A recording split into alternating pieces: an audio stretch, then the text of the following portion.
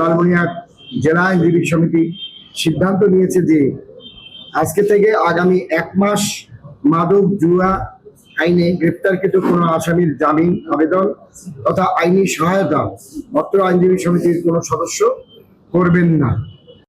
আজকে থেকে যে সকল আসামি জুয়া এবং মাদকের গ্রেপ্তার হবে তাদেরকে আমরা কোনো আইনি সহায়তা দেব না।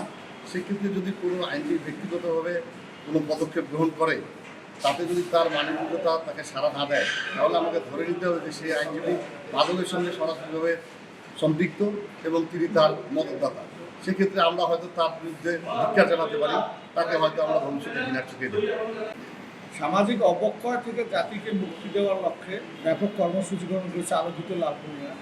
আজ থেকে পরবর্তী 1 মাসের মধ্যে যে সকল আসামি গ্রেপ্তার হবে তাদেরকে আমরা আইনি সহায়তা থেকে বিরত এই কথা বলবো না, 1 মাসের জন্য আমরা কার্যক্রম করবো না। এই মাদক এবং জুয়ার বিষয়ে লালমনিরহাট জেলা আইনজীবীর সকল সদস্য কার্যক্রম থেকে আমরা বিরত থাকব। নগদ নিয়ে এলো হার না মানা হার অফার। সর্বনিম্ন 10,000 টাকা রেমিটেন্স নগদে পাঠালে থাকছে স্বর্ণের হার জেতার সুযোগ। এই মাদক এবং জুয়ার এই এফেক্ট তো আমাদের সবার পরিবারে কারো না কারো কোথাও না কোথাও, আমার চাচাতো ভাই, মামাতো ভাই, ভাগ্নে, ভাতিজা, কেউ না কেউ এটার সঙ্গে হওয়ার পরে গোটা ফ্যামিলি ধ্বংস হচ্ছে।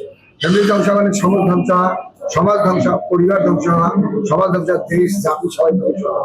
সে কারণে একটা প্রতীকী আমরা এই ব্যবস্থা নিয়েছি।